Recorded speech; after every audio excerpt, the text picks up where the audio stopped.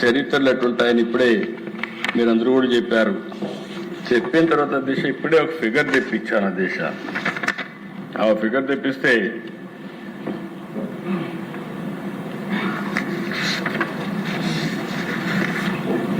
ఈరోజు హైదరాబాద్ దిశ 24-25 మా వాళ్ళని లెక్కలేమంటే ఇచ్చారు.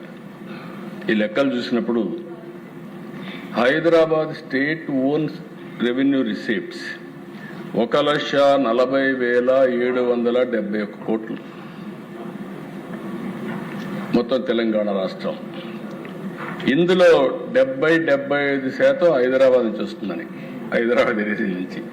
అంటే 1,05,000 కోట్ల రూపాయలు ఒక్క హైదరాబాద్ రీజన్ నుంచి తెలంగాణకు ఆదాయం. అంటే ఈ విషయం మన దగ్గర అక్కడ 1,40,000 కోట్ల ఆదాయం, మంది 95,000 కోట్లు.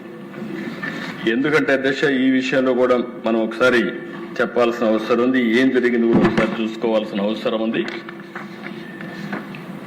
ఈరోజు నేను బాధపడడం లేదు. రాజకీయాలు జరుగుతూ ఉంటాయి. అనేక సందర్భాల్లో అనేక విధాల రాజకీయాలు జరిగాయి. ఈ విషయంలో మనం ఒకసారి చూసినప్పుడు ఈరోజు రాష్ట్ర విభజన సమయం.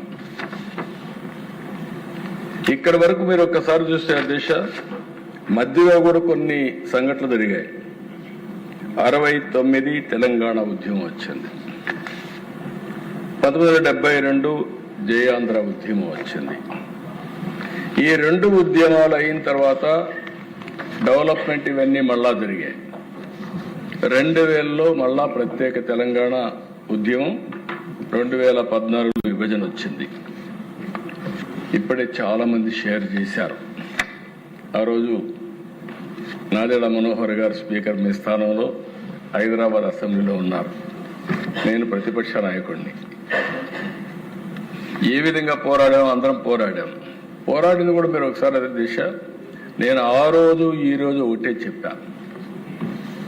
ఆ రోజు హైదరాబాద్లో సైబరాబాద్ నగరాన్ని ఏర్పాటు చేశాం. తెలుగు జాతి కోసం చేశాం. నేను మొట్టమొదట ముఖ్యమంత్రి అవుతాన దిశ అమెరికాకి వెళ్ళాను.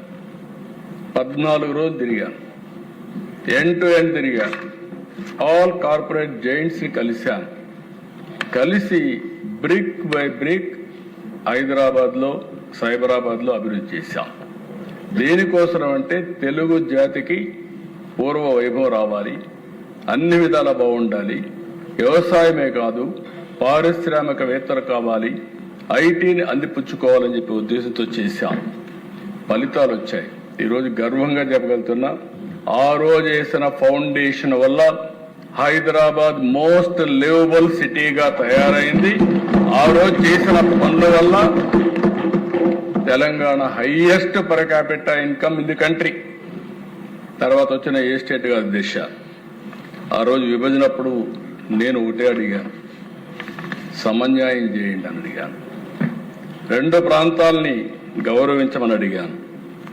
అన్ని ప్రయత్నాలు చేశాం. ఆ రోజు కూడా ఇప్పుడుండే ప్రతిపక్ష నాయకుడు కాదు, ఇప్పుడుండే వైసీపీ నాయకుడు పార్లమెంట్లో ఉండే దిశ ఎక్కడున్నాడో ఎవరికి తెలియదు. ఎక్కడ ఆ కెమెరాలకు కూడా తప్పకుండా తప్పించుకొని తిరిగే పరిస్థితికి వచ్చారు. అంటే కనీసం దానిపైన ఒక స్టాండ్ చెప్పలేని వ్యక్తి అని చెప్పి నేను మీ అందరికీ విజ్ఞప్తి చేస్తున్నా. అక్కడి నుంచి మళ్ళీ మనం రోడ్డు మీదకి వచ్చాం. ఇప్పుడే పవన్ కళ్యాణ్ గారు చెప్పారు, మిగిలిన వాళ్ళు కూడా చెప్పారు. అనేక సవాళ్లు, సంక్షోభాలు, ఎక్కడ కూర్చోవాలో తెలియదు. 5 ఏళ్లు హైదరాబాద్ కామన్ రాజధాని, 10 ఏళ్లు. ఆ 10 ఏళ్ల తర్వాత వస్తే మళ్ళీ మనం డెవలప్ చేయలేమనే ఉద్దేశంతో అప్పుడే ఇక్కడికి రావడం.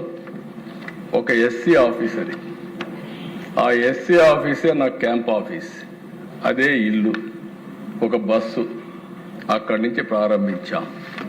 తర్వాత దిశ ఒకసారి చరిత్ర, ఇక్కడ ఏ ఇన్ఫ్రాస్ట్రక్చరు లేదని చెప్పడానికి ఒక ఉదాహరణ, సెక్రటరియట్ వచ్చిన తర్వాత ఇప్పుడు ఇక్కడ ఉండే బిల్డింగ్స్ అన్ని 9 నెలల్లో ఈ అసెంబ్లీ కట్టాం అధ్యక్ష. ఆ రోజు కూడా నారాయణ గారికి ఒకటే చెప్పా, ఎట్టి పరిస్థితుల్లో 9 నెలల్లో కట్టాలన్నాం.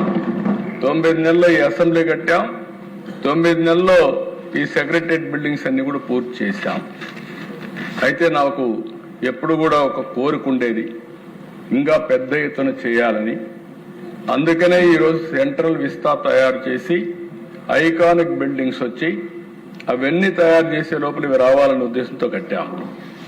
ఈరోజు మనం ఎస్సీ ఆఫీస్ చూస్తే ఇక్కడ ఎలాంటి ఇన్ఫ్రాస్ట్రక్చర్ ఉంది అని చెప్పడానికి ఉదాహరణ, నేను వెకేట్ చేసిన తర్వాత అది హైకోర్టు అయింది.